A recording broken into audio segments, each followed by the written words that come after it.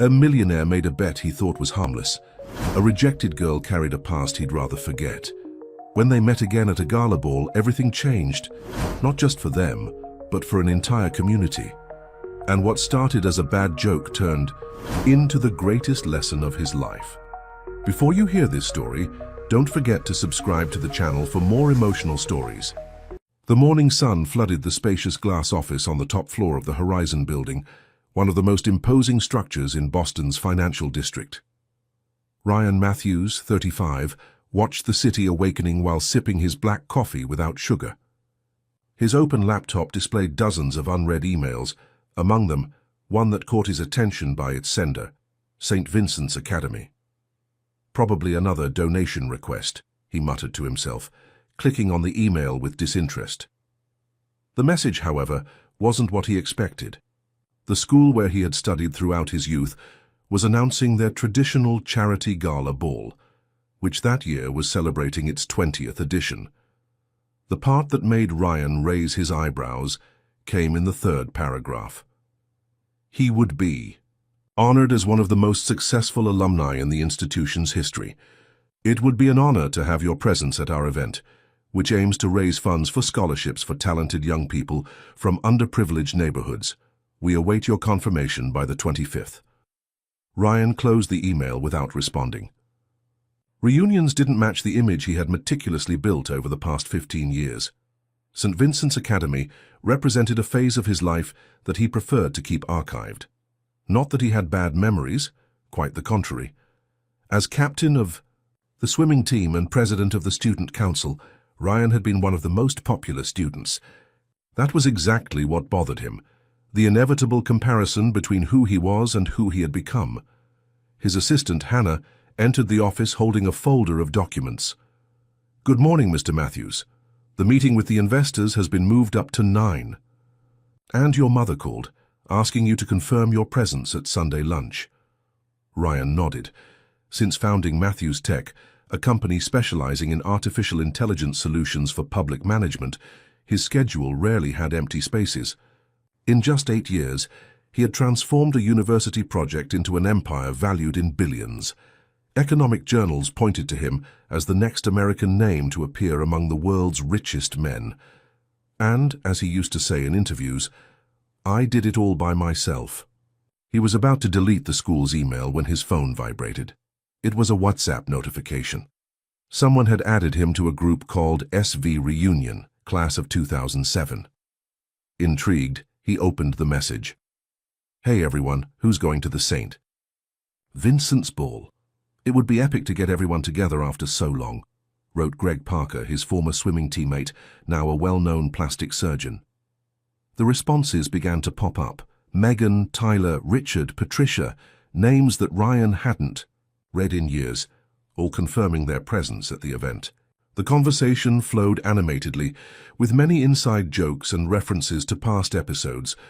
Ryan just observed without interacting, feeling a strange nostalgia. It was when Greg mentioned him directly. "What about you, Orion? Will you show up? Or are you too busy counting your millions?"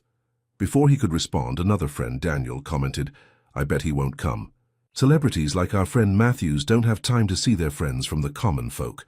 Ryan felt his pride wounded. He was about to respond when a message from Megan froze his finger over the screen. It would be funny to see Ryan bringing someone as his date to the ball. "Remember how he always showed up with the prettiest girls in school?" Richard replied with a laugh. "Imagine if the great CEO showed up with Claire Lewis as his date. Remember her? The girl with the Coke bottle glasses and braces who sat in the back of the class." Ryan's heart raced as he read that name. Claire Lewis. The girl everyone made fun of for her shy appearance, unfashionable clothes, and awkward manner. The same girl that he and his friends had ridiculed for years, especially after she had the courage to give him a Valentine's Day card when they were in their sophomore year. That day, Ryan read the card aloud in the courtyard, eliciting laughs from everyone. He still remembered her face, red with embarrassment, fleeing to the bathroom in tears. It was the last time he saw her at school. Claire requested a transfer the following week. The messages continued to arrive, now transformed into a collective provocation. "That's it, a challenge for our millionaire friend," wrote Daniel. "Ryan, If you're as amazing as you claim to be in the magazines, invite Claire to be your date at the ball, proposed Greg. If you succeed, I'll donate $50,000 to the event's charity, added Richard. I'll match another $50,000, chimed in Megan. Other friends joined the proposal, transforming the challenge into a collective bet that already reached $250,000 in donations. Ryan stared at the screen, divided between indignation and curiosity. Part of him wanted to respond that he didn't need to prove anything to anyone. Another part, however, couldn't refuse a challenge, especially one that could benefit the school's cause. With hesitant fingers, he typed, "You're still the same idiots as always, but I accept the challenge." The response was an explosion of enthusiastic messages, celebration gifs, and laughing emojis. Someone shared an old photo of the class, and in the corner, partially hidden, was Claire.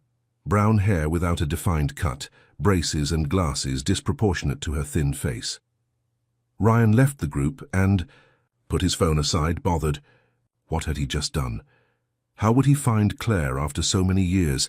And what if she refused, as any sensible person would?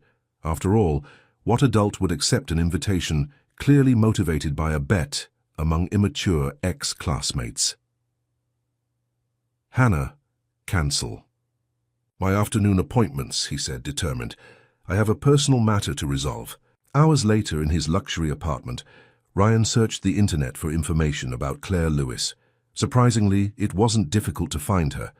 The first search result led to a website for a dental clinic called Real Smiles, located in a middle-class neighborhood in Boston. In the Our Team section, there she was. The photo showed a woman completely different from the shy girl he remembered. Claire, now Dr. Claire Lewis, was a woman with a serene and professional appearance. She still wore glasses, but now they were modern models that enhanced her brown eyes. Her hair, once lifeless, was well cut in an elegant bob. There were no more braces on her teeth, obviously, and her smile displayed perfectly aligned dentition. Her professional biography was even more impressive. Graduated in dentistry from Harvard, with a specialization in orthodontics, she held a master's and PhD.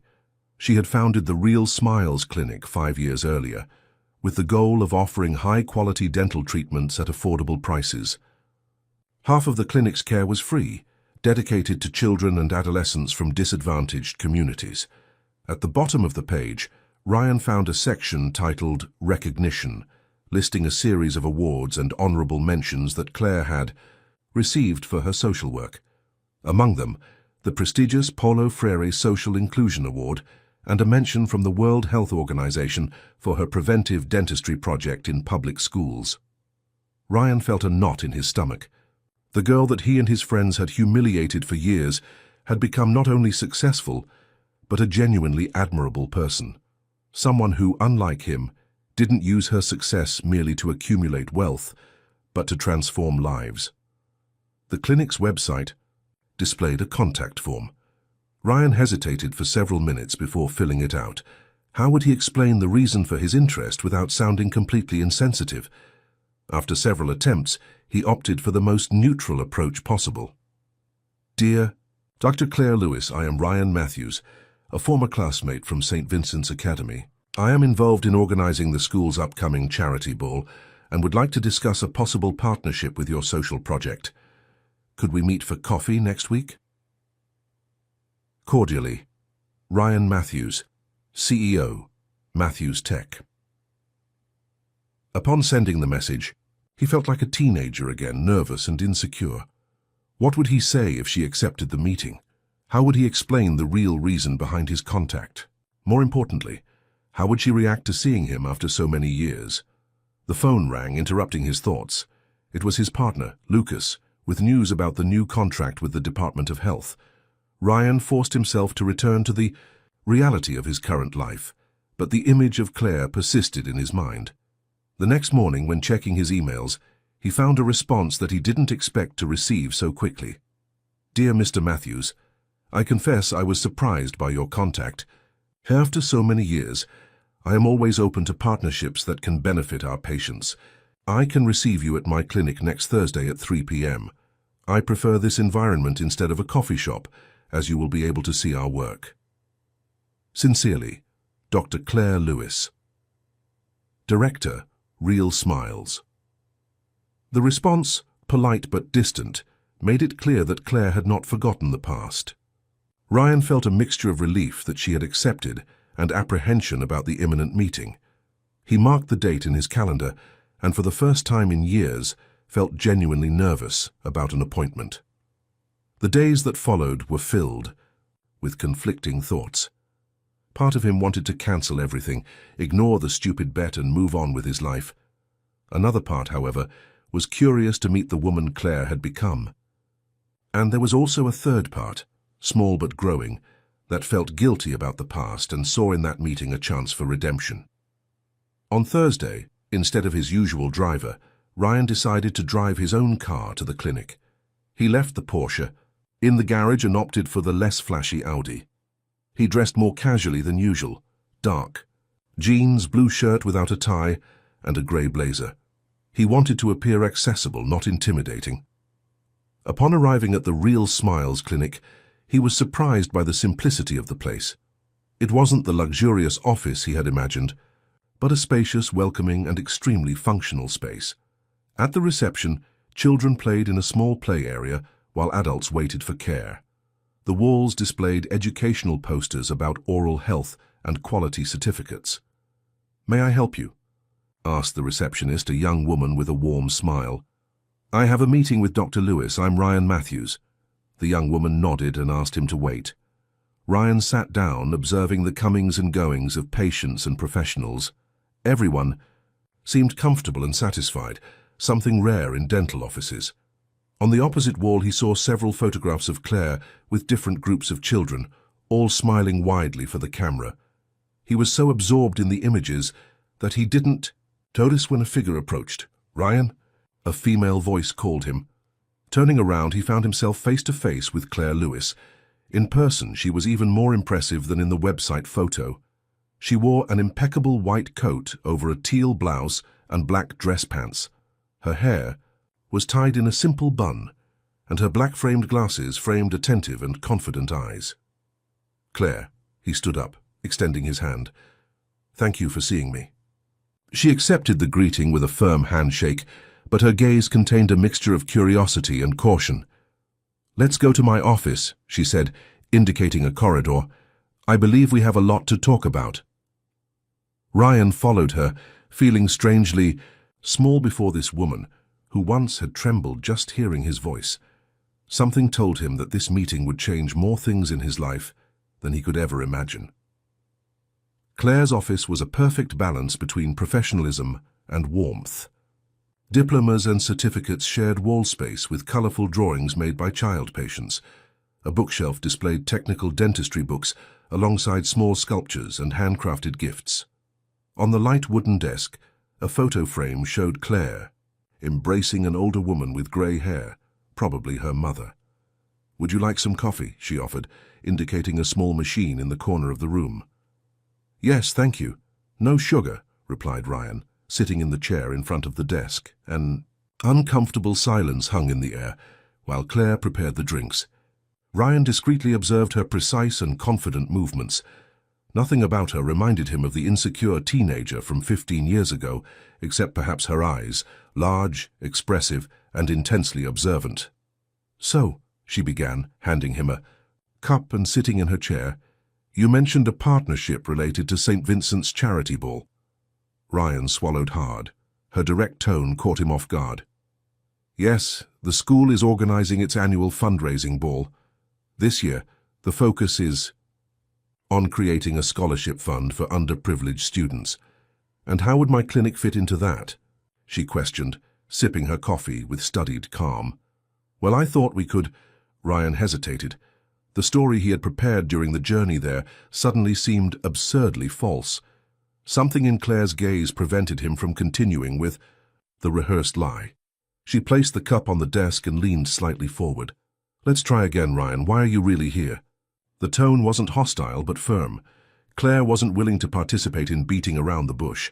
Ryan felt his face heat up, something that hadn't happened since adolescence. "I was invited to the ball," he admitted. "Actually, I'll be honored as a distinguished alumnus." She nodded slowly as if finally beginning to see the truth. And let me guess, in reunions, old stories and old habits come to light. Ryan took a deep breath. Some former classmates created a WhatsApp group to discuss the event. Your name came up in the conversation. Claire let out a brief laugh devoid of humor. I bet it wasn't in a flattering way. They proposed a challenge, continued Ryan, deciding that the only way out was the complete truth. If I managed to bring you as my date to the ball, they would make a significant donation to the charitable cause. He expected indignation, perhaps even for her to throw him out of the office. Instead, Claire observed him with an expression that mixed curiosity and something close to disappointment. You really haven't changed at all, she commented, shaking her head. 15 years. Later and still making bets at others' expense. I didn't mean to offend you, Ryan hurried to say. I thought... You thought what? That I would be flattered by the invitation, that I would feel validated because the popular Ryan Matthews finally noticed me. Her words were calm, but cutting. Ryan realized that he had completely underestimated this woman. I'm sorry, he said finally. It was a... stupid idea. I shouldn't have come. Claire observed him for a few seconds, as if assessing the sincerity of his words. How much? She asked, surprising him. What? How much will they donate if you take me to the ball? Ryan swallowed hard. $250,000. Her eyes widened slightly, but soon returned to the controlled expression. It's a considerable amount, she admitted. That could make a real difference for social causes. Ryan nodded, beginning to understand where she was going.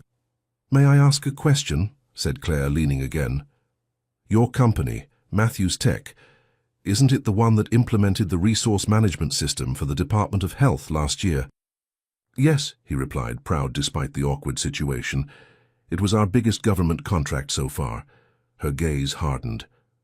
Do you know what happened after that system was implemented? Ryan frowned, confused by the change of subject. Many community clinics like mine had their resources drastically reduced, explained Claire. Your algorithm optimized the distribution of funds based on purely quantitative criteria, completely ignoring the social impact of the care. Ryan felt as if he had been punched in the stomach. He had never considered the real consequences of his software beyond the numbers in spreadsheets. I didn't know, he murmured, genuinely surprised. Of course you didn't, she replied without hostility, but with firmness. People like you rarely look at the consequences of your actions when they affect people who aren't part of your circle. The silence that followed was dense. Ryan felt exposed, as if Claire could see through the layers of success and arrogance he had built over the years. It was uncomfortable, but somehow also liberating. Last month, she continued, breaking the silence, I had to refuse care to dozens of children because we no longer had funds for basic materials. Children who desperately need orthodontic treatment, not for aesthetics, but to be able to chew and speak correctly. She opened a drawer and took out a folder, extending it to Ryan. These are some of the cases we had to postpone. Take a look. Ryan leafed through the files, seeing photographs of children with severe dental problems, accompanied by diagnoses and budgets. The reality of those documents was very different from the graphs and spreadsheets he was accustomed to working with. Why are you showing me this? He asked, feeling increasingly uncomfortable. Because I'm going to accept your invitation to the ball, replied Claire, surprising him, but with one condition. Ryan stared at her, intrigued. What condition? That, in addition to the $250,000 from the bet, you personally donate the same amount to our clinic, and that you spend 1 day a week here during the next month, getting to know our patients and seeing up close the impact your business decisions have in real life. The proposal was unexpected and disconcerting. Ryan was accustomed to negotiating million-dollar contracts without blinking, but that request caught him by surprise. It wasn't just the money, which wouldn't be a problem for him, but the personal commitment that Claire demanded. Why is this important to you? He asked, genuinely curious. Claire smiled for the first time since they began the conversation. It was a contained smile, but revealing.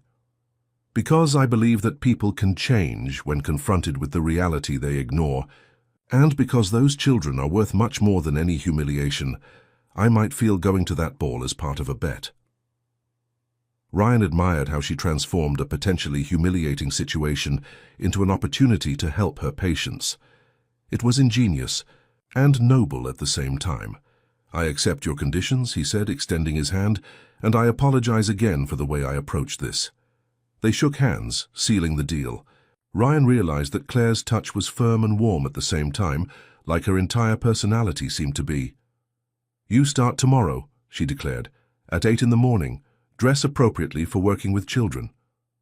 "Work?" questioned Ryan, surprised.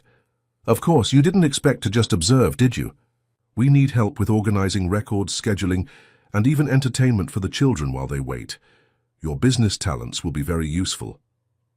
There was a challenging gleam in her eyes that Ryan couldn't help but admire.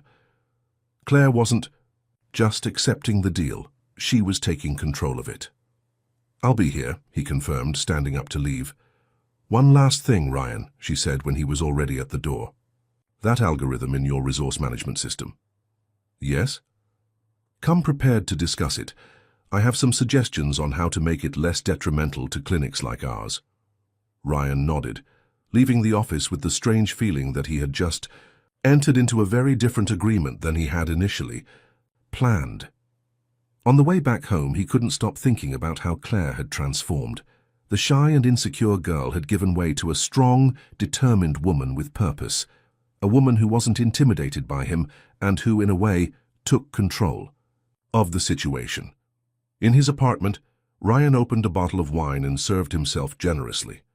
His phone wouldn't stop vibrating with messages from the group of former classmates, wanting to know if he had already found Claire. He ignored all of them. Instead, he opened his laptop and searched for more detailed information about the impact of his system on the funding of community clinics. The data he found was disturbing. Dozens of social projects had suffered significant cuts after the implementation of his algorithm, while large private hospitals that served through the public health system received more resources. The logic of the system was simple: prioritize units that served more patients per hour with lower cost per procedure.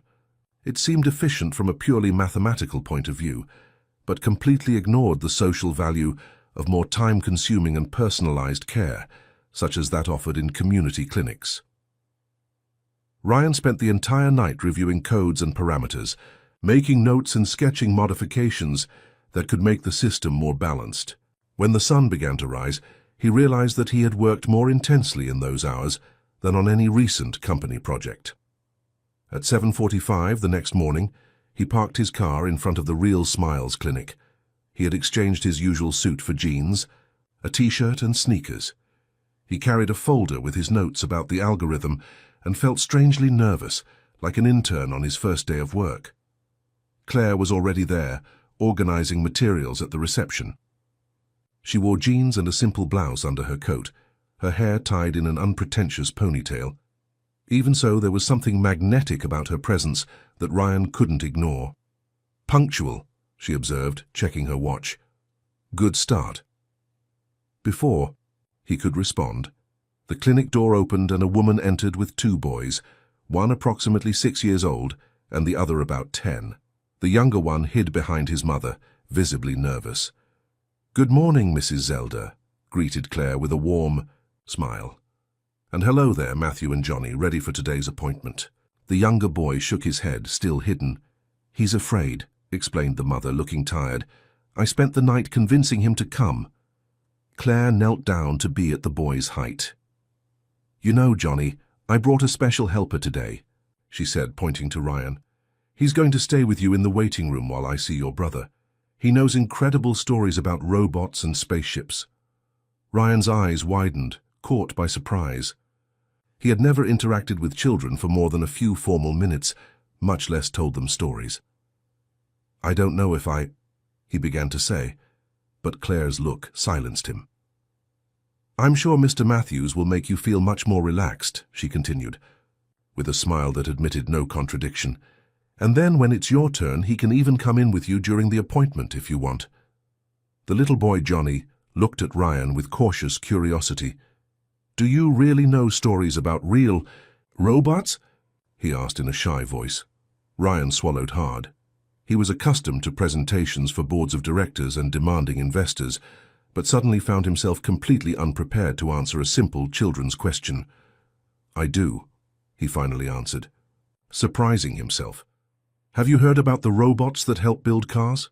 The boy's eyes lit up with genuine interest. "So, while we talk about that, Dr. Lewis will take care of your brother, okay?" proposed Ryan, extending his hand to the boy.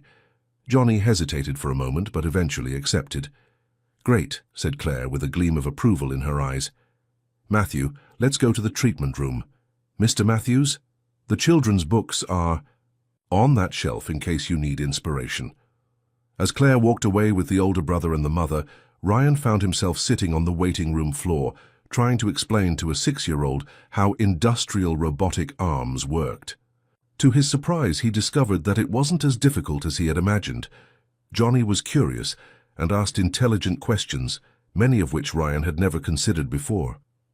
At some point, other children arrived and joined around him, forming a small audience attentive to his improvised stories about technology. Ryan surprised himself by telling them a simplified version of how artificial intelligence worked, using analogies with games and cartoons. When Claire returned to the room, about 40 minutes later, she found Ryan sitting on the floor, surrounded by 5 children, drawing on a paper what appeared to be a robot with braces. "Looks like you found your calling," she commented, observing the scene with a smile. Ryan stood up feeling strangely fulfilled. "They're easier to impress than shareholders," he joked. "And more honest too," replied Claire. "Johnny, are you ready for your appointment now?" The boy looked at Ryan. "Will you come with me?" he asked. His eyes full of expectation, Ryan looked at Claire, who nodded subtly. "Of course I will," he replied, surprising himself with his own willingness. In the treatment room, Ryan watched fascinated as Claire worked. Her movements were precise but gentle. She explained each procedure to Johnny in simple and encouraging terms. At no point did the child show fear. It was as if Claire's presence conveyed a natural confidence that reached everyone around her. "You're very good at this," commented Ryan when the treatment ended, and Johnny left proudly displaying a small prize he had received. "It's because I truly care," she replied simply. When you care, people feel it. The observation, although simple, hit Ryan with unexpected force. When was the last time he truly cared about something beyond profits and recognition? He couldn't remember. The rest of the day passed quickly. Ryan helped organize records, participated in a few more appointments, and even learned to handle the clinic's scheduling system, which, to his astonishment, was much more rudimentary than any software his company produced. "You need a better system," he commented during a brief lunch break. "This is practically prehistoric." Claire smiled. "Not all of us have millions to invest in cutting-edge technology, Ryan. This basic system was donated by a programmer friend. It works, it's just not pretty or efficient." "I could," he began, but hesitated. "Could what?" "Develop something better for you, something specific to the needs of a community clinic." Claire studied him for a few moments, as if trying to decipher his intentions. "Why would you do that?" It was a simple question, but Ryan realized that the answer wasn't. Why would he do that? Out of guilt, out of obligation? Or was there something else beginning to awaken within him? "Because it makes sense," he answered finally. "And because, in a way, it's the least I can do after my algorithm harmed places like this." Claire nodded, seeming satisfied with the answer. "In that case, I accept your offer, but with one condition." "You like conditions, don't you?" joked Ryan. "They keep relationships clear," she responded with a small smile. "The condition is that you develop the system, considering that it could be shared freely with other community clinics." It was a request that completely contradicted Ryan's business philosophy. His company lived by licensing proprietary software at high prices. However, the idea of creating something that would benefit dozens of clinics like that one, indirectly helping thousands of patients, gave him a sense of purpose that he hadn't felt in a long time. "I accept," he said, extending his hand. When he shook Claire's hand, Ryan had the distinct feeling that he was sealing not just a business agreement, but the beginning of a personal transformation that he didn't yet fully understand. At the end of that first day, exhausted but strangely invigorated, Ryan observed Claire as she said goodbye to the last patient.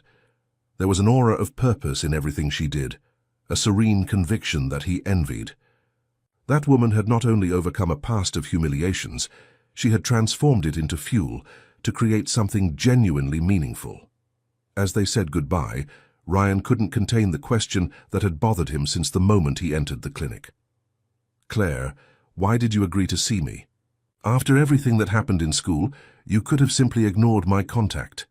She observed him for a moment before responding. "Because I believe people can change, Ryan, even those who seem unlikely to." With those enigmatic words, she said goodbye, leaving Ryan with the feeling that the coming weeks would be very different from anything he had ever experienced in his life, of business success and emotional isolation. In the weeks that followed, Ryan established a new routine. He dedicated the mornings to Matthew's Tech, where he directed meetings and made strategic decisions with his usual efficiency. Thursday afternoons, however, were strictly reserved for the Real Smiles Clinic.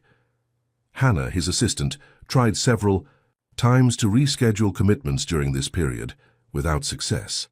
"It's a non-negotiable personal commitment," he explained, to the astonishment of the efficient woman who had managed his schedule for years. On that specific Thursday, the third that he spent at the clinic, Ryan arrived earlier than usual. He brought with him a prototype of the management system he had promised to develop. He had worked on it during the early hours of the morning, reviewing each feature to ensure it was intuitive and useful for people without advanced computer knowledge. The reception was empty, except for Amanda, the receptionist, who was organizing patient files. "Good morning, Mr. Matthews," she greeted him with a smile. "Dr. Lewis is in a meeting in the back room. She asked me to let you know that she'll be available shortly." Ryan nodded and sat in the waiting room, observing the environment that in just 3 weeks had become strangely familiar. The colorful walls with children's drawings, the mural of photos of transformed smiles, even the characteristic smell of dental products no longer seemed strange to him. While waiting, he heard raised voices coming from the meeting room. Although he couldn't distinguish the exact words, the tone of urgency was unmistakable. Minutes later, the door opened and 3 people came out. Claire, an older woman, whom Ryan recognized as the clinic's accountant, and a man in a suit he had never seen before. The man seemed irritated, putting papers in his briefcase with abrupt movements. "Think carefully about what you're refusing, Doctor," he said with a cutting voice. "This may be the only viable way to keep the clinic functioning." "I appreciate your offer, Dr. Campbell, but I cannot accept these conditions," replied Claire with a firm voice despite the evident tension on her face. "They would compromise everything we've built here." "Sentimentality doesn't pay bills," retorted the man, adjusting his tie. "Let me know when reality knocks at your door." With those words, he left the clinic, casting only a curious glance in Ryan's direction. Claire remained motionless for a few seconds, breathing deeply, before noticing Ryan's presence. "Oh, you arrived early," she commented, forcing a smile that didn't reach her eyes. "Is everything okay?" asked Ryan, genuinely concerned. Claire hesitated, as if pondering how much she should share. "Just administrative issues," she finally answered. "Nothing you need to worry about." But Ryan sensed there was more. Over the past few weeks, he had developed an unexpected sensitivity to Claire's moods. He knew when she was truly satisfied with a successful treatment, when she was worried about a particular patient, or when she tried to disguise fatigue after consecutive hours of work. "Claire," he insisted, using her first name naturally, something he had only recently begun to do. "If there's any problem I can help with." She studied him for a moment, as if evaluating something. "Let's go to my office," she finally decided. Once inside, with the door closed, Claire sat heavily in her chair. "That was Dr. Paul Campbell, owner of a chain of luxury dental clinics," she explained, rubbing her temples. "He offered to buy Real Smiles." Ryan nodded, beginning to understand. "And you refused." He wanted to transform this into another one of his elite clinics, continued Claire, with evident frustration. End all the free care, focus only on high-value, aesthetic procedures, everything that goes against the purpose of this place. But why would he be interested in this particular clinic? Questioned Ryan, intrigued. Claire smiled without humor. Location. This neighborhood is rapidly increasing. In value, in a few years it will be an upscale area, and our lease is old, with a value well below the current market. I see, murmured Ryan, who knew the city's real estate dynamics well, but from the tone of the conversation, there seemed to be some urgency. Claire's face closed slightly, and Ryan realized he had touched on a sensitive point. Our lease contract expires in 3 months, she finally admitted.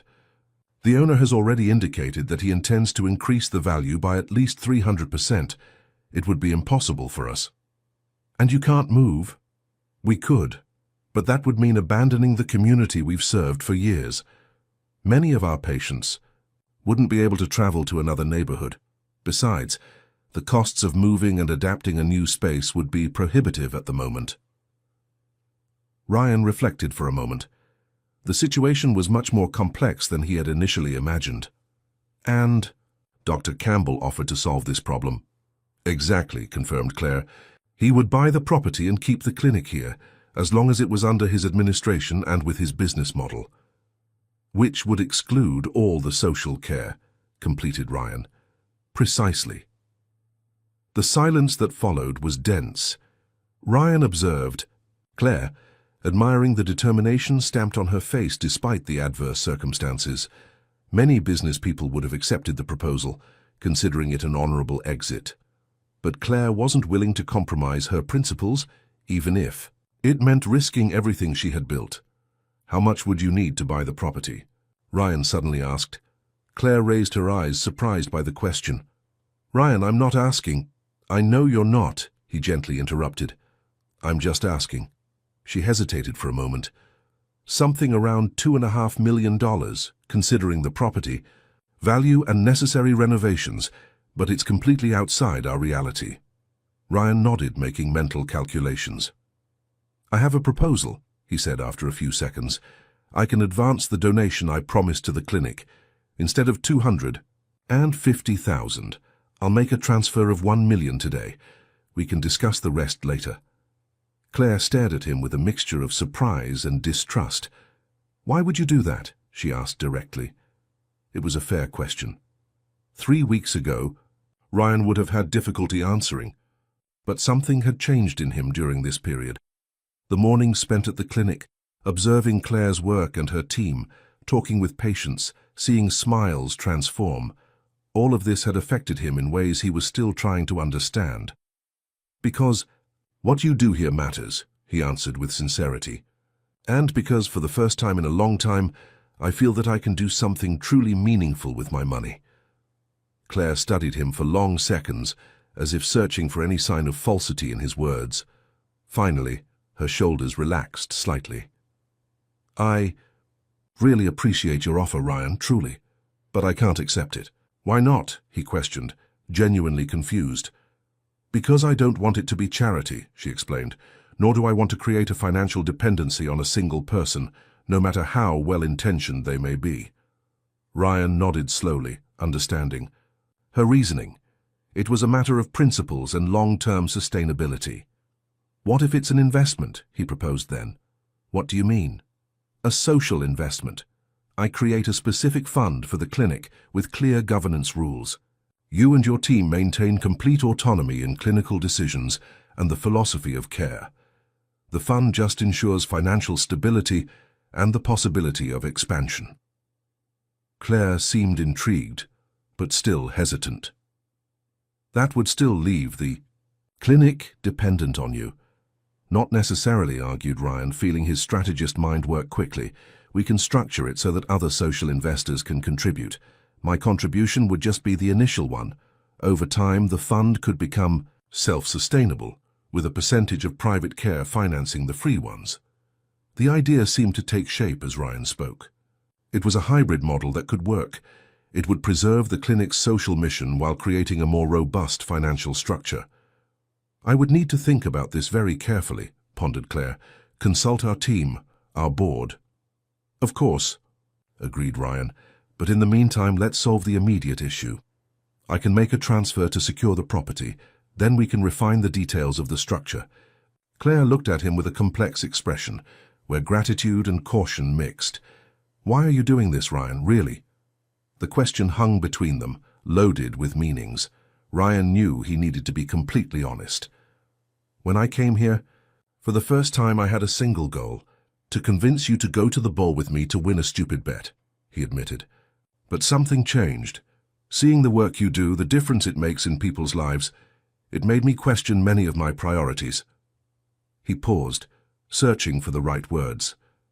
You've built something genuine, Claire, something that has purpose.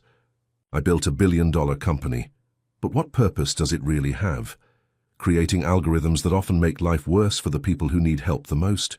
Claire watched him attentively, without interrupting. I'm not doing this out of guilt or to redeem myself, he continued. I'm doing it because, for the first time in a long time, I feel that I can contribute to something greater than myself. A comfortable silence settled after his words. Ryan realized that he had spoken from the heart, something he rarely did. All right, Claire finally said. Let's explore this possibility. But before any transfer, I want a detailed plan, clear, contracts and approval from the entire team. Ryan smiled, feeling a satisfaction that no $1 million deal had ever provided him. That's fair. The rest of the afternoon proceeded normally, although Ryan noticed that something had changed in the dynamic between them. The invisible barrier that Claire maintained seemed a little less rigid. There was a new quality to their interactions, a nascent trust that went beyond professional cordiality. During the treatment of a teenage girl who was receiving orthodontic braces for free, Ryan observed from a distance the way Claire worked. Her movements were precise but gentle, and she maintained a relaxed conversation with the patient throughout the procedure, ensuring her comfort and confidence. There, Jessica, said Claire, handing a small mirror to the girl. What do you think? The teenager examined her reflection with initial apprehension, which soon transformed into a shy smile. It looks less ugly than I imagined, she admitted. In a few months you won't even remember your wearing braces, Claire assured her. And in 2 years approximately you'll have a completely new smile. The girl's eyes lit up with hope. Thank you, Doctor. Nobody ever, cared like this. Claire gently squeezed the young woman's shoulder. You deserve this and much more, Jessica. Never forget that. When the patient left, Ryan approached. It's impressive how you transform their experience, he commented. When I got braces, my orthodontist barely talked to me. It was just a technical procedure. Claire smiled while sanitizing the instruments. For many of these young people, it's not just a matter of aesthetics or oral health, she explained. It's about dignity, about being able to smile without shame, about being seen differently. How was it for you? Asked Ryan, suddenly curious. Wearing braces as a teenager, I mean. Claire's face took on a distant expression, as if revisiting long-stored memories. It was difficult, she admitted, especially because I already wore thick glasses and couldn't afford to dress like the other girls. Ryan felt a pang of guilt, remembering the role he had played in the humiliations she suffered. The braces were just one more reason for the jokes, she continued, without self-pity in her voice. But, ironically, they were also what saved me. How so? My orthodontist noticed that I had a knack for technical explanations, that I was interested in the procedures. She was the one who encouraged me to consider dentistry as a career. Ryan smiled as he imagined young Claire discovering her vocation precisely through something that caused her suffering. Sometimes, our greatest challenges end up defining our paths, he reflected. Exactly, agreed Claire. If I hadn't gone through all that, I probably wouldn't be here today, doing what I do. Something in the way she spoke, without resentment or bitterness, touched Ryan deeply. Claire hadn't just overcome her past, she had transformed it into purpose. It was a lesson in resilience that he, with all his material success, had never learned. At the end of that day, after the last patient left, Ryan presented Claire with the prototype of the management system he had developed. "It's still a preliminary version," he explained, showing the simple but functional interface on his laptop, "but it already allows integrated scheduling, digital records with complete history, and inventory control of materials with automatic alerts when something is running out." Claire watched attentively, impressed with the work. "This is amazing. Ryan, how long did it take to develop?" "A few nights," he answered with a shrug, admitting that he had practically not slept for an entire week to complete the project. "And this would really be shared for free with other clinics?"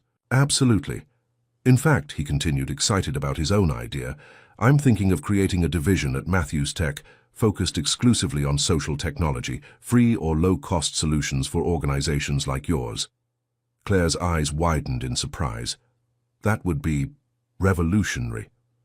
"It's just the right use of technology," replied Ryan. "For years I developed systems that increased efficiency, but rarely questioned efficiency for what? For whom?" "That's a very different perspective from the businessman who first entered my clinic a few weeks ago," observed Claire with a soft smile. Ryan laughed, recognizing the truth in her words. "Let's say I found an unexpected mentor." They looked at each other for a moment, and something silent seemed to pass between them, a mutual recognition that both were changing through this unlikely encounter. "The ball is next week," Claire reminded, breaking the moment. "Are you ready to fulfill your part of the bet?" "I'm more concerned about your part," joked Ryan. "Can you endure an entire night with those insufferable former classmates?" "Oh, don't worry about me," she replied with a playful gleam in her eyes. "I've learned to deal with difficult people over the years. The question is, are you prepared to be seen with the girl with the Coke bottle glasses?" The question, although made in a joking tone, carried a weight that both felt. Ryan faced her seriously. "It will be an honor to accompany Dr. Claire Lewis, one of the most impressive people I've ever met." The blush that colored Claire's cheeks was subtle but undeniable. Ryan realized that despite all her professional confidence, there were still traces of the insecure teenager when it came to social situations related to the past. "Well, then it's settled," she said, regaining her composure. "But don't expect me to wear a designer dress or anything like that." "I would never dare to suggest it," assured Ryan. As they said goodbye that day, there was a new quality to their handshake, a warmth and familiarity that didn't exist before. Ryan got into his car feeling light, despite the many issues that now occupied his mind. Structuring the fund for the clinic, the new social division of Matthews Tech, and above all his increasingly confused feelings toward Claire. He was so absorbed in thoughts that he almost didn't notice a message that arrived on his cell phone. It was from his girlfriend, Diana, a digital influencer with whom he maintained a convenient relationship for almost a year. They rarely saw each other, which was perfect for their busy schedules. The message was direct. "Where have you been? It's been weeks since we barely talked. We need to discuss details about the St. Vincent's Ball.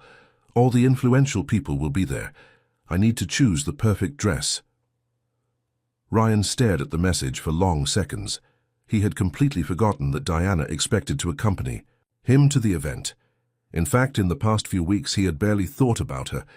With a sigh, he realized that he had one more complicated situation to resolve.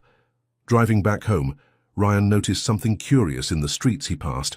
Before, his gaze captured only building facades, real estate values, business opportunities. Now suddenly he began to see people.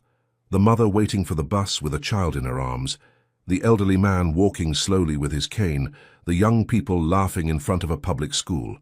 It was as if a veil had been removed from his eyes, revealing a city that had always been there, but that he had never really seen. A city made not only of assets and liabilities, but of lives, stories, and needs.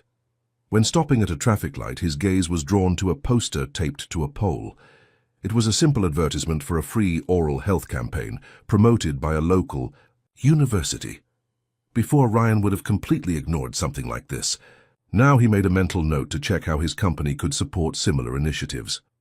In his luxurious apartment, with a panoramic view of the city, Ryan sat on his Italian designer sofa and, for the first time, felt strangely out of place amid So much impersonal luxury. Around him, everything was perfect, elegant, and cold, as his life had been until recently. His phone rang. It was Hannah, his assistant, reminding him of an important meeting the next morning with international investors. Ryan confirmed his presence, but after hanging up, he opened his laptop and began working not on the charts for the presentation to the investors, but on the detailed plan for the social investment fund of the Real Smiles Clinic. For the first time in years, he slept deeply, without the help of medications, and he dreamed not of growth charts or economic journal headlines, but of smiles, smiles of children, teenagers, relieved mothers. And at the center of all of them, Claire's smile, radiant and transformative, like the light that was beginning to illuminate the long, darkened corners of his soul. The week preceding the ball was chaotic for Ryan. Between meetings with foreign investors, structuring the fund for the Real Smiles Clinic, and the inevitable conversation with Diana, his days became a marathon of appointments and decisions. The meeting with Diana took place at an exclusive restaurant on the top floor of a five-star hotel. Ryan arrived first and waited, observing the city through the panoramic windows. When she entered, all eyes in the restaurant turned to her slim and elegant figure. Diana was like that, a magnetic presence with her 5'11" height, meticulously treated blonde hair, and a face that frequently graced magazine covers. Finally, she said, sitting with rehearsed grace, "I thought I'd have to hire a detective to find you." Ryan smiled without humor. "Sorry for the absence, it's been complicated weeks." "I imagine. I saw in the newspapers that Matthews Tech closed important contracts," she commented, studying the menu without really reading it. "But you could at least have responded to my messages about the ball. We need to coordinate our outfits." Ryan took a deep breath. It was the moment. "Diana, about the ball, I have to tell you something." She raised her eyes, suddenly alert. "I won't be able to accompany you," he continued. "Actually, I already have a date." Diana placed the menu down slowly, her eyes narrowing. "Excuse me?" Her voice was controlled, but Ryan knew that dangerously calm tone well.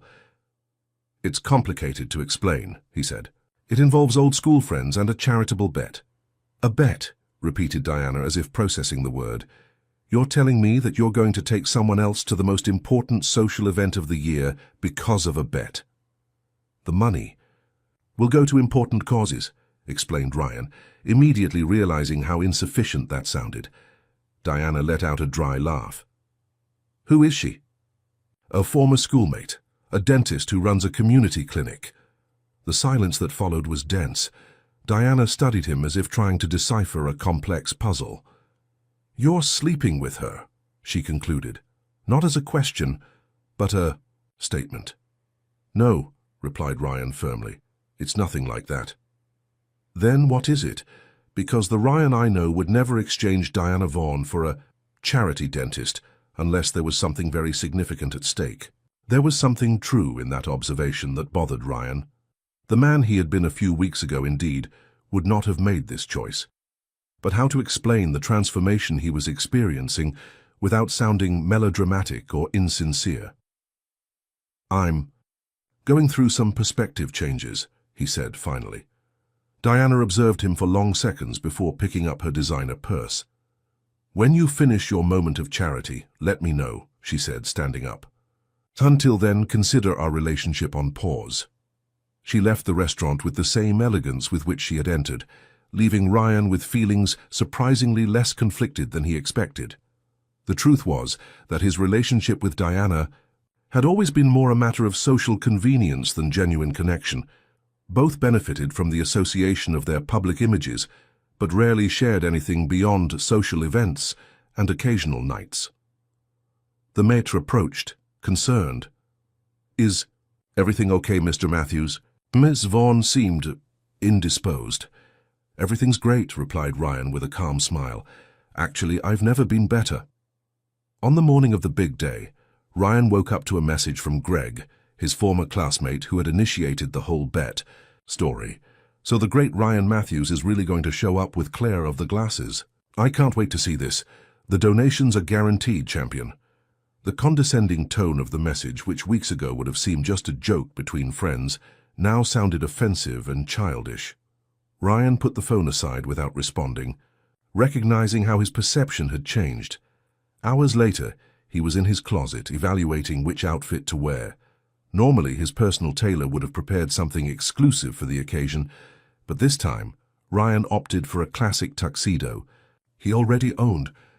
He didn't want to draw attention to himself. He wanted the night to be about something bigger. Before leaving to pick up Claire, he made an important call to Hannah, his assistant. "I need you to contact all the suppliers for the ball reception," he instructed. "Tell them that Matthews Tech will double their payment, with the condition that they hire young people from the community around the school to assist at the event. Waiters, receptionists, kitchen assistants. I want at least 30 local people. Working tonight." "Sir, the event is in a few hours," protested Hannah, perplexed. "There's no time to—" "Make it happen," interrupted Ryan with gentleness. "Use my name. Offer whatever is necessary. Tonight needs to be different." Hanging up, he felt a satisfaction that no million-dollar negotiation had ever provided him. He checked his watch. It was time to pick up Claire. They had arranged that he would pick her up at her home, not at the clinic. Ryan had never been to Claire's apartment and felt genuine curiosity about the personal space of this woman who had impressed him so much. The address led him to a simple but well-maintained building in a middle-class neighborhood. Nothing ostentatious, but welcoming and practical, like Claire herself. Ryan parked his car. He had opted for the most discreet in his collection and went up to the 4th floor. When he rang the doorbell, he felt a teenage nervousness that he hadn't experienced in decades. The door opened, and Ryan was momentarily speechless. Claire was stunning, but in a completely authentic way. She wore a navy blue dress that highlighted her silhouette without being flashy, with handcrafted details that Ryan soon recognized as similar to the embroidery he had seen on bags made by clinic patients in an income-generating project.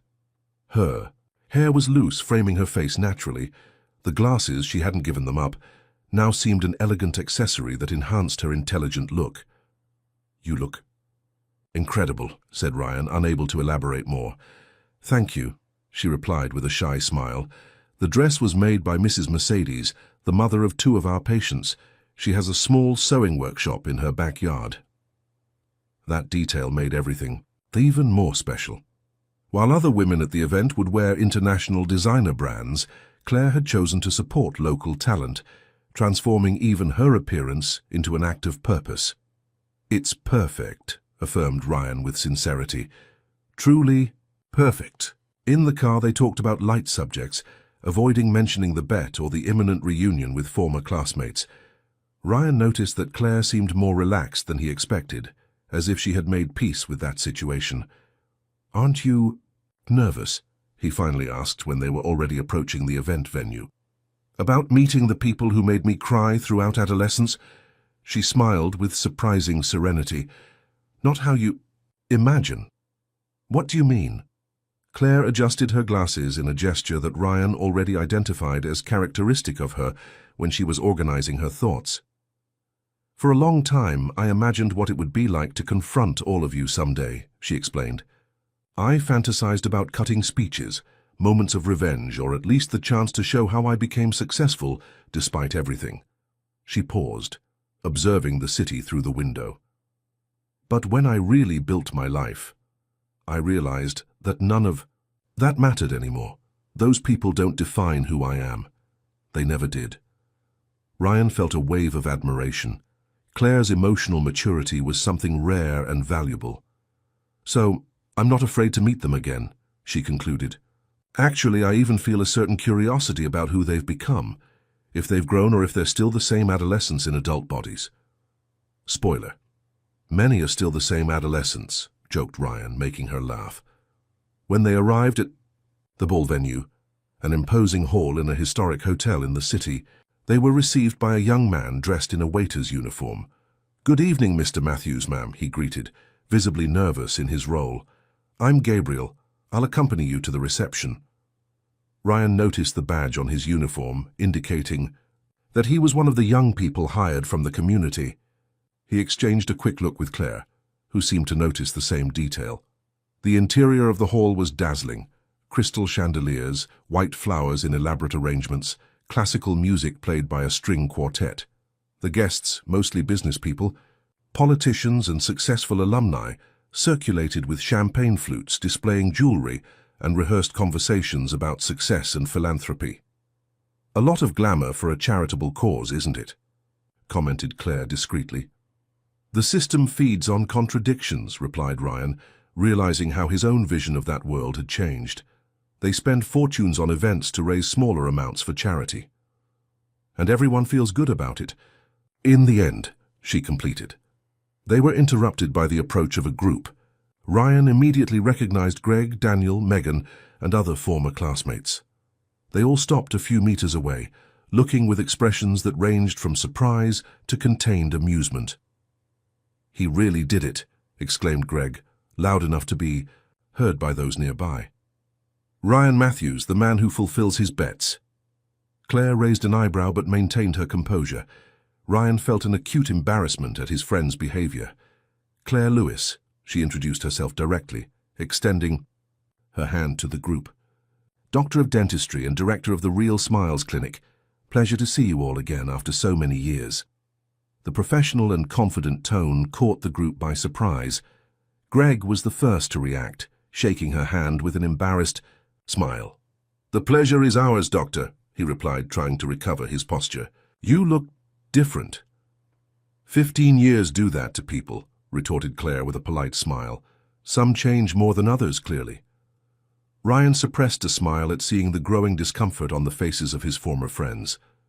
Claire didn't need his protection. She commanded the situation with an elegance that none of them possessed.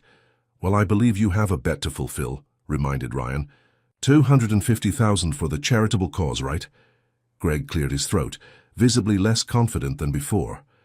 Of course. We've already arranged everything with the event board." "Great," replied Ryan, "because I also have an announcement to make later. Matthews Tech will match that amount. With an addition, the $500,000 will be specifically directed to an oral health program in the region's public schools." Claire's eyes widened slightly with surprise. They hadn't discussed this detail. "That's extremely generous, Ryan," commented Megan, seeming genuinely impressed. "Actually, it's just the right thing to do," he replied. "And now, if you'll excuse us, I'd like to introduce Dr. Lewis to some people who might be interested in her work." With that, he guided Claire away from the group, feeling a quiet satisfaction at noticing the confused looks that followed them.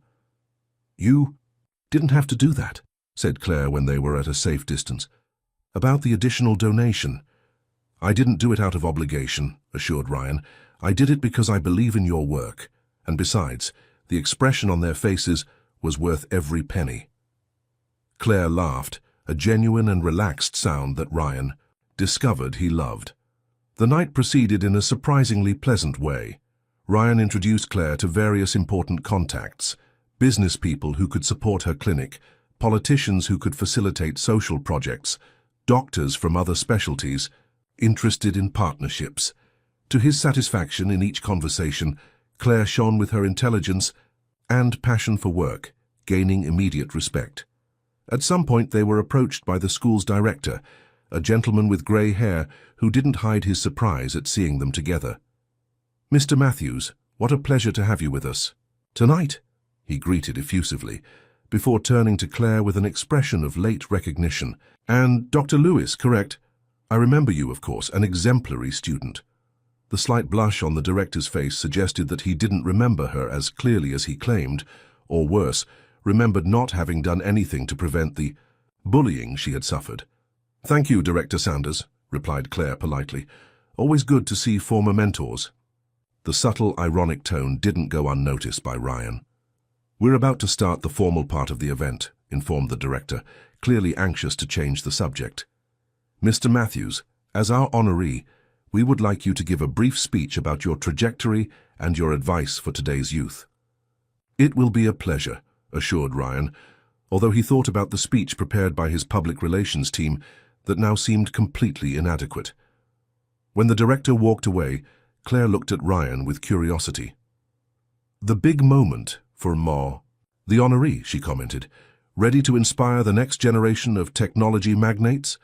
Actually, he replied thoughtfully, I think I'll improvise a bit. The master of ceremonies took the stage, beginning the formal part of the event. After some protocol acknowledgements and the presentation of the results of the previous year's fundraising, the moment everyone was waiting for arrived. And now, we have the honor of welcoming to the stage one of the most brilliant alumni in the history of St. Vincent's Academy, a man whose vision revolutionized technology in our country.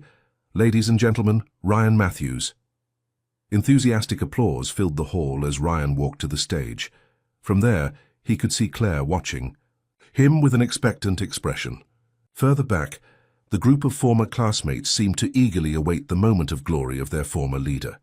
Good evening, everyone, began Ryan, adjusting the microphone. It's an honor to be here today, although I must confess that, when I received the invitation, my first reaction was to refuse. A surprised murmur ran through the audience. Not because I don't value my education at this institution, but because, until recently, I wasn't sure that I had something truly valuable to share. Ryan paused, searching for the right words. In recent years, I've built a company valued in billions. I've developed technologies that changed the way governments and companies operate. I've been on magazine covers and listed among the most promising businessmen in the country. All this should be a reason for unwavering pride, right? He observed the attentive faces in the audience. The problem is that at some point along this path, I forgot to ask the most important question: for what? What is the real purpose of all this success? The silence in the hall was absolute.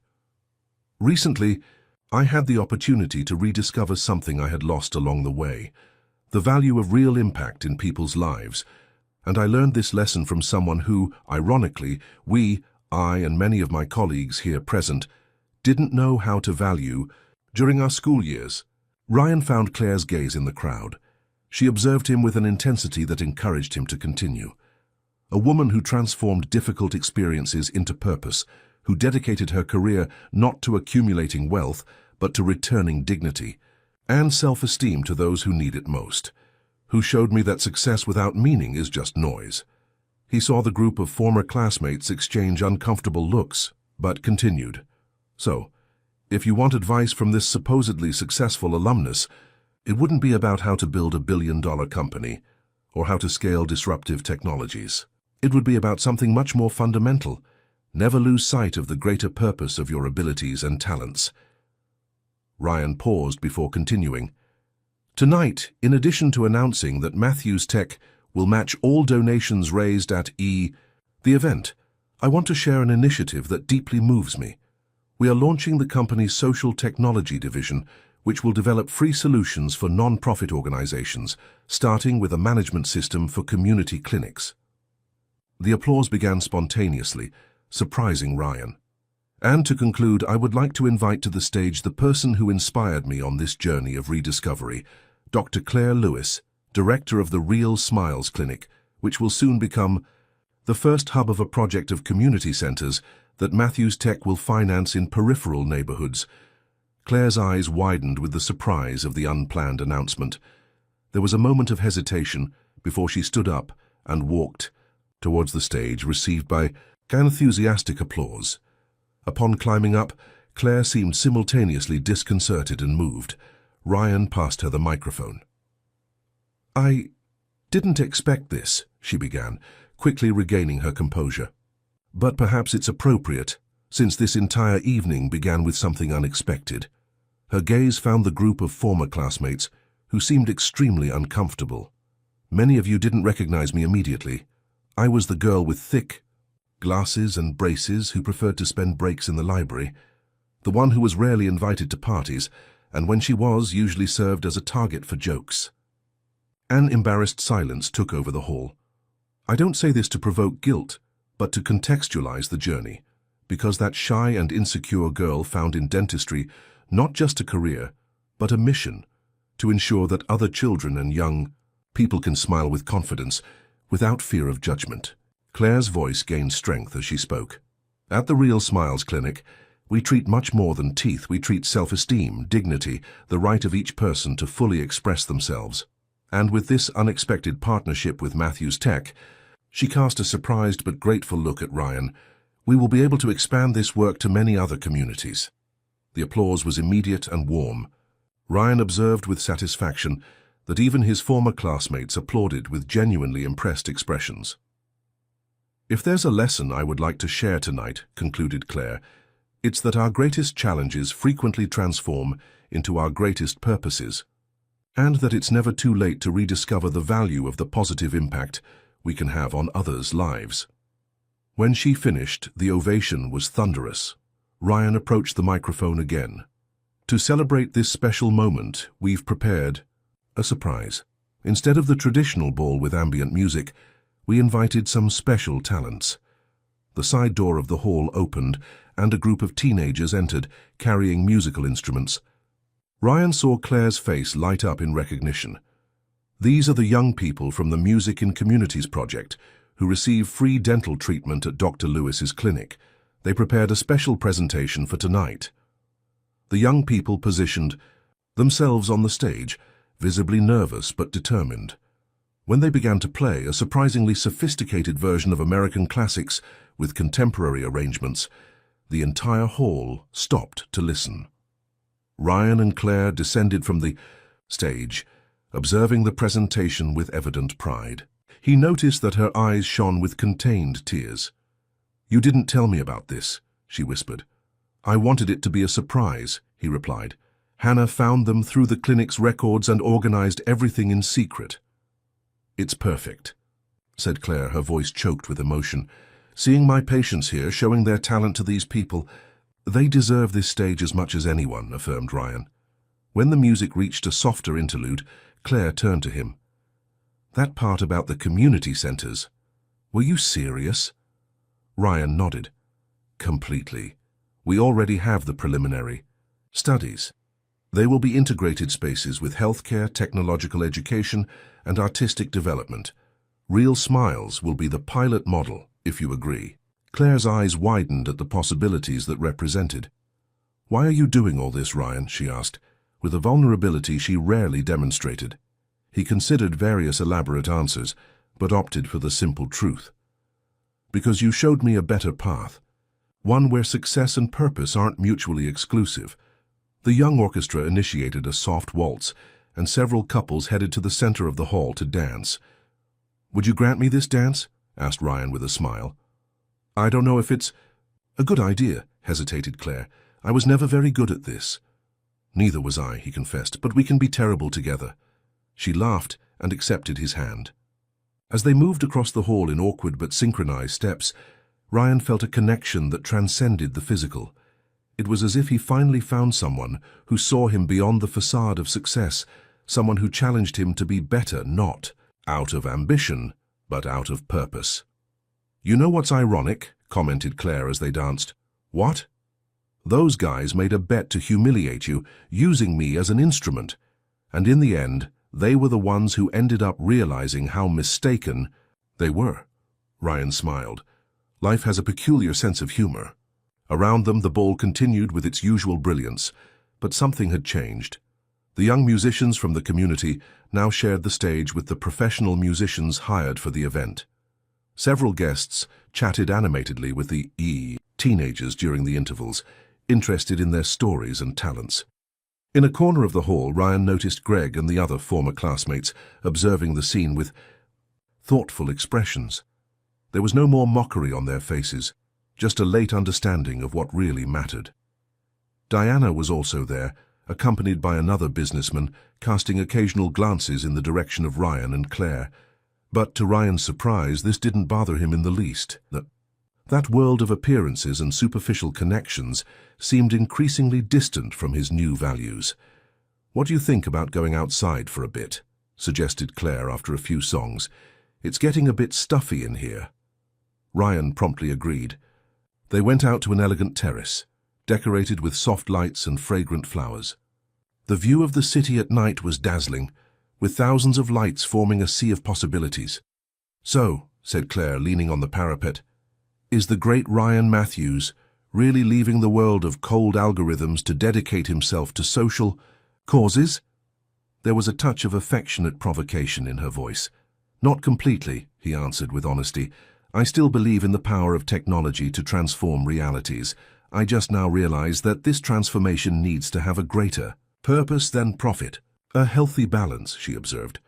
Exactly. And you, asked Ryan, are you prepared to expand your work on a much larger scale? Claire reflected for a moment. It will be a challenge. Growing without losing the essence of what we do, it won't be easy. That's why you'll be in charge, assured Ryan. Your vision is the heart of all this. They remained silent for a few moments, contemplating the city together. Ryan realized that for the first time in years, he felt completely present in the moment, without his mind divided between 1,000 future concerns. Claire, he finally said, I want to thank you. For what? For having accepted that initial coffee, even knowing there was something suspicious. For having given me the chance to see beyond my own bubble. For not having judged me just for what I was in the past. She smiled, a sincere smile that illuminated her entire face. I believe in second chances, remember, for everyone. At that moment, with the city at their feet and a new clarity in his heart, Ryan understood that the true bet of that story had never been about taking Claire to the ball.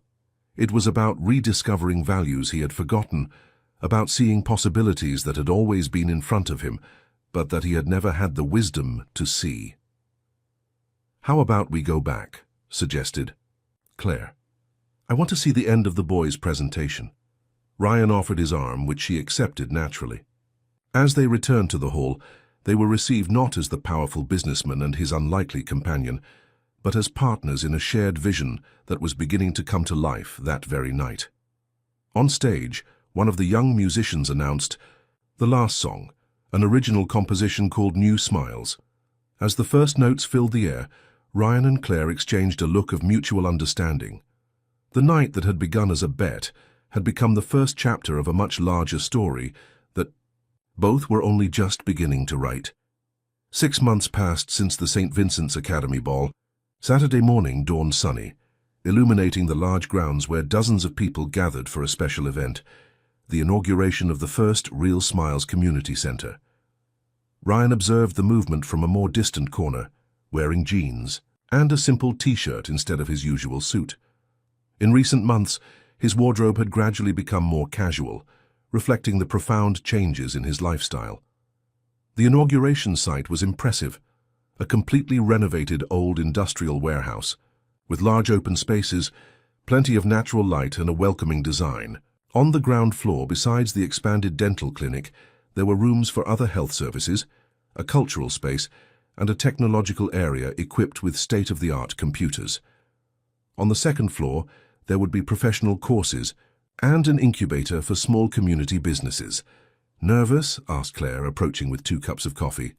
A little, admitted Ryan, accepting the drink. It's different from launching a new software or taking the company public on the stock market. Because it matters more, she suggested, with an understanding smile. Exactly. In the months following the ball, Ryan and Claire had worked tirelessly to make real the vision they shared that night. The community center project had evolved from a simple expansion of the clinic to a much more comprehensive concept of social transformation. The professional partnership had brought them increasingly closer. Planning meetings frequently extended into personal conversations. Work lunches transformed into dinners where they shared childhood stories, dreams, and fears. At some point, which neither of them could pinpoint exactly, the boundary between friendship and something deeper began to dissolve. The press has already started to arrive, commented Claire, indicating with her head a group of journalists positioning themselves near the main entrance. I still can't believe I agreed to this, grumbled Ryan, who had always avoided media exposure for his previous philanthropic initiatives. You were the one who said we needed to inspire other business people, she reminded him, and nothing better than a bit of positive publicity for that. Ryan couldn't help but smile. Claire had the gift of using his own words against him in a gentle but irrefutable way. Besides, she continued, the more visibility, the more chances of other centers like this emerging across the country. The comment perfectly captured Ryan's transformation. Before, he would have thought only of the image that philanthropy would bring to his company. Now he genuinely cared about the potential for replication of the idea. As they talked, the space was filling up. It wasn't just authorities and journalists, as would be common in corporate inaugurations. Most of those present were community residents, clinic patients, young musicians who performed at the ball, volunteers, and project collaborators. In one corner, Ryan spotted Lucas, his partner at Matthews Tech, animatedly talking with some young programmers from the community. In the first months, Lucas had resisted the idea of the company's new social technology division, concerned about the costs and dilution of focus from the core business. Now, however, he seemed completely involved, explaining to the young people how technology could be a transformation tool in their own neighborhoods. "It's time," said Claire, checking her watch. "Ready for the speech?" Ryan took a deep breath, as ready as it's possible to be. They walked together to the center of the space, where a small stage had been set up. The crowd naturally gathered around, without the need for formal announcements. Ryan noticed that there was no separation between VIPs and community. Everyone shared the same space, as was the center's proposal. Claire went up to the stage first, adjusting the microphone. With a contagious smile, she began the ceremony. "Good morning, everyone. It's with immense joy that we welcome you to the inauguration of the first Real Smiles Community Center, a place that is born from the dream of transforming not just smiles, but entire lives." The applause was warm and spontaneous. Ryan observed from the side of the stage the naturalness with which Claire connected with people. This center represents the evolution of work that began small in a modest clinic 8 years ago, she continued. An evolution that was only possible thanks to an unexpected encounter that changed much more than just our professional plans. Her gaze met Ryan's briefly, with a meaning that didn't go unnoticed by those present. Today, we inaugurate not just a building with modern equipment. We inaugurate a concept of integrated community, where health, education, culture, and entrepreneurship meet to create real opportunities for transformation, where talents will be discovered and supported, where difficulties will be faced collectively. She paused, moved before continuing. "And now I would like to invite to the stage the man who made it possible to expand our dream in a way I never imagined. A person who proved that true changes are possible when we open our hearts to new perspectives, Ryan Matthews." The applause accompanied Ryan as he climbed onto the stage. Unlike the dozens of corporate presentations he had made throughout his career, this time he felt genuine nervousness. He wasn't there as CEO or investor. He was as someone who had discovered a new purpose for his abilities and resources. "Thank you, Claire," he began, adjusting the microphone. "And thank you all for being here today, making this space truly alive with your presence." Ryan examined the attentive faces in the crowd before continuing. "About a year ago, I was what many would call a successful man. I had built a prosperous company, accumulated a considerable fortune, and my name was recognized in business circles. But there was something essential missing, something I didn't even know I needed, until I met again a person who, ironically, I had completely ignored in the past." He exchanged a significant look with Claire. "Our story began in a way I'm not proud of," he admitted with sincerity. "A bet among former schoolmates, an immature and insensitive challenge. But what began as something trivial ended up transforming into the most valuable lesson of my adult life." Ryan paused, organizing his thoughts. "I learned that success without purpose is like a luxury car without direction," he continued. "It may impress those on the outside, but it doesn't really take you anywhere. I learned that technology without humanity is just a set of cold codes. And above all, I learned that the most meaningful connections arise when we allow ourselves to be genuine, vulnerable, and open to change." In the audience, some people nodded in agreement, others discreetly wiped away tears. "This center is just the beginning. Our vision is to create a network of similar spaces in communities throughout the country, each adapted to local needs and talents, not as a charity initiative coming from the top down, but as a genuine partnership between different sectors of society." Ryan took a deep breath before making the main announcement. Therefore, I have the pleasure of officially announcing the creation of the New Horizons Foundation, an independent organization that will be responsible for expanding this model. The foundation is already born with a fund of $50 million and the commitment to inaugurate 10 more centers like this in the next 3 years. The applause exploded, filling the space with positive energy. But the greatest achievement of all, he continued when the applause subsided, isn't in the buildings or equipment, but in what they represent, a new way of thinking about success. A success that is measured not by what we accumulate, but by the positive impact we generate around us. Ryan looked at Claire, who watched him with a mixture of pride and emotion. I want to thank the person who opened my eyes to this new perspective, he said, extending his hand to her. The amazing Dr. Claire Lewis, who had every reason to refuse to see me again after our past, but who instead chose to believe in second chances. Claire joined him on stage, greeted by a new wave of applause. Together, we want to invite all of you, residents, volunteers, patients, partners, to be not just beneficiaries, but active participants in this project. Because the Real Smiles Community Center belongs to all of you. As the ceremony proceeded, with the ribbon cutting and the official opening of the doors, Ryan couldn't help but reflect on the extraordinary journey of the past year. From a superficial bet, born of immature nostalgia, to a profound transformation of values and priorities. From a man who measured success in bank balances to someone who found purpose in the smiles of children who could now receive treatment. Later, as they walked through the various spaces now filled with excited visitors, Claire took his hand discreetly.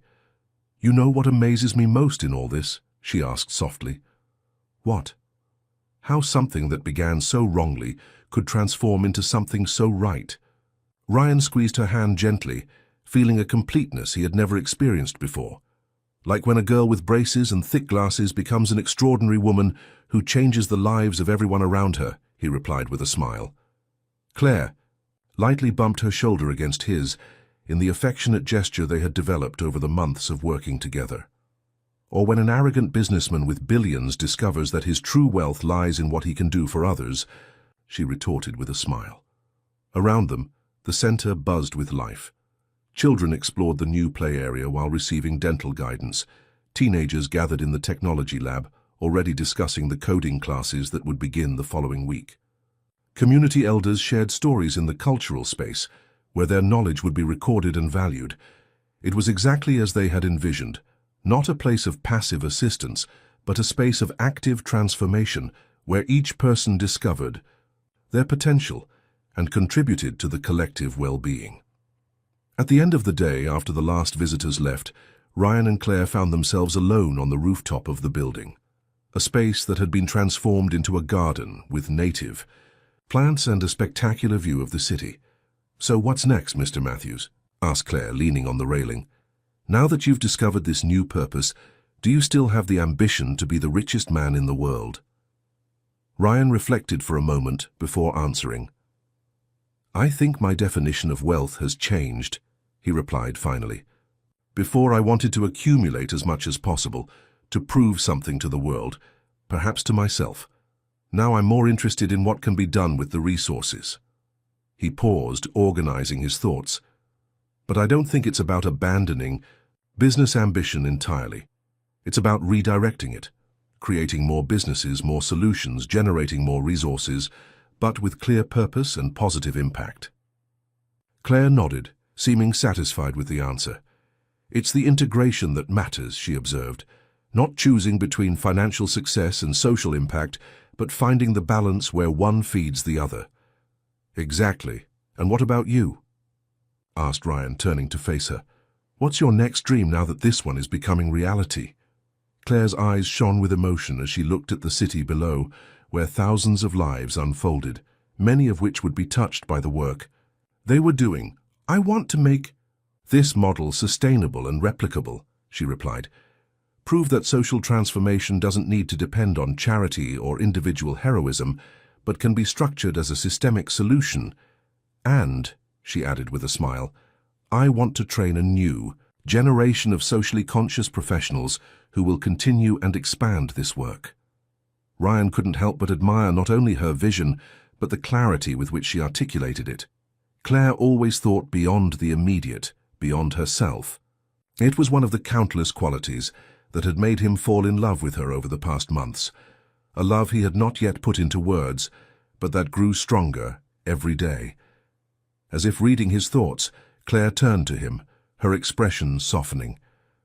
"And, personally," she continued, her voice a touch more intimate, "I want to continue this journey with someone who shares these values, someone who challenges me to be better, just as I challenge him."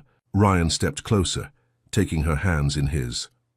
"I think I know someone who would be very interested in that position," he replied with a smile. "Someone who owes his second chance in life to a certain orthodontist who believed people could change." Claire laughed that genuine laugh that had become his favorite sound in the world. "Very convenient. And does this person have any additional qualifications for the position?"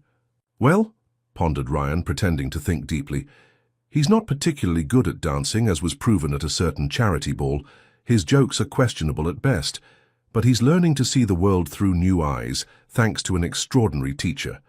The playful banter gave way to a moment of sincere connection as they gazed at each other in the soft light of the sunset. "Claire," said Ryan softly, "in all seriousness, thank you. Not just for the community center, or for everything we're building together professionally, but for showing me a path I didn't know existed, a path where purpose and success walk hand in hand." Her eyes filled with emotion, but she maintained the smile that had become his anchor. "And thank you, Ryan, for proving me right about second chances, for reminding me that people can indeed change when they open themselves to new perspectives." As the sun set over the city they both loved, Ryan and Claire stayed on that rooftop garden, no longer the bullied girl and the popular boy from St. Vincent's Academy, but partners in a journey of transformation, their own and that of countless lives that would be touched by their shared vision of a more balanced and compassionate society. From the distant horizon, the lights of the city began to appear one by one, like stars emerging in the dusk sky. And in that moment, both knew that their story, which had begun with a thoughtless bet, was transforming into something much more significant, a testimony that it is never too late to rewrite one's path and to discover that true success lies not in what we achieve for ourselves, but in the lives we help transform along the way.